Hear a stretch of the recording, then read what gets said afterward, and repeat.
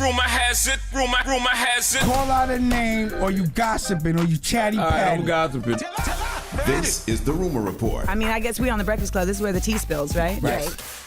Now, Michael B. Jordan was doing an interview with Big Boy, and they talked about his character in one of his movies, you know, his famed movie Black Panther, and what he had to do to get out of that role.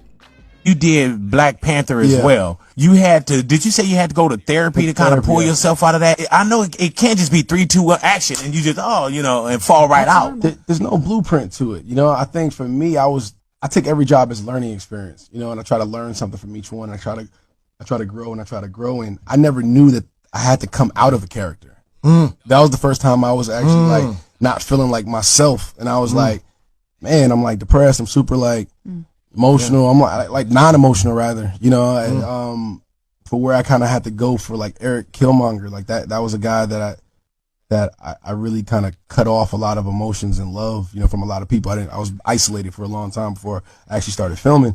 And then coming out of it, I had to kind of I had to get used to being around family members and friends and being normal and talking about regular stuff. It was a whole different thing, and therapy definitely helped me. That's interesting. I mean, he had to play the bad guy. Yeah, the bad guy. It's not like Michael B. Jordan plays a lot of villain roles. But what's interesting about the Killmonger character is Killmonger wasn't necessarily a villain. Like Killmonger, not really. He just felt like Wakanda had all the tools and resources that could have liberated black people globally. And he was absolutely right. And he wanted them to step up and use, you know, those tools and resources to help black people all around the globe. He was just willing to, you know, take out whoever didn't agree with him to do so. But he wasn't necessarily wrong with his intention. Yeah, but he was kind of the villain. He took out. I wouldn't call. It's hard. I wouldn't call Killmonger a villain. He took out Chadwick Boseman because he felt like Chadwick Boseman wasn't fit to be king. But think about it. He was actually through bloodline, right? Rightfully able to challenge for the throne. So in combat, he took out Chadwick Boseman, and he rightfully became king. So it's, you know, I wouldn't call him the villain. It's like he didn't sneak into Wakanda and cut Chadwick's throat. No, he did it through ritual combat and won. Now we got to jump to Bebe Rexha. Now Bebe Rexha had a conversation and she was talking about who she likes more, Nicki Minaj or Cardi B as a rapper. I really do believe that Nicki is one of the best female rappers of all time. Definitely. She's definitely a lyricist. She writes her own shit, number one. Number two, I just feel like she's always coming with new shit. Let me give it up for the women in the rap game, period. Let me just say, I like Cardi because I with her personality and I like how real she is. Yeah.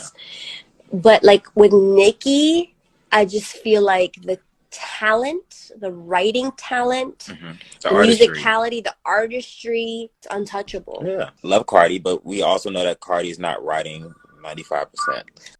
That's a regular debate folks have all the time between Nicki and Cardi. Yeah. You know, I heard she caught flack for that. She did. They were upset about it. It seemed like she was putting another woman down, I guess. But knock it off. That's hip hop. That's what we do in hip hop. In hip hop, we debate. You know who's better. Bottom line, point blank, period. And those same the way people are talking about Cardi and Nicki is the same thing people do with Drake and Kendrick, or Jay-Z and Nas back in the day. It happens all the time. This is what you do. You debate hip hop. That's equality, right? Because all I hear is doing is talking about two dope rappers and who's better. Yeah. That's hip hop.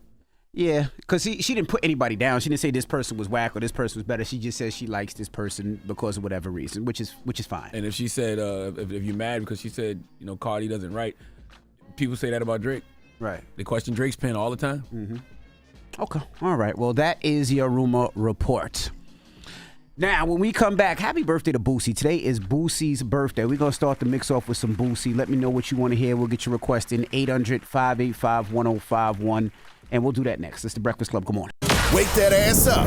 In the morning. The Breakfast Club.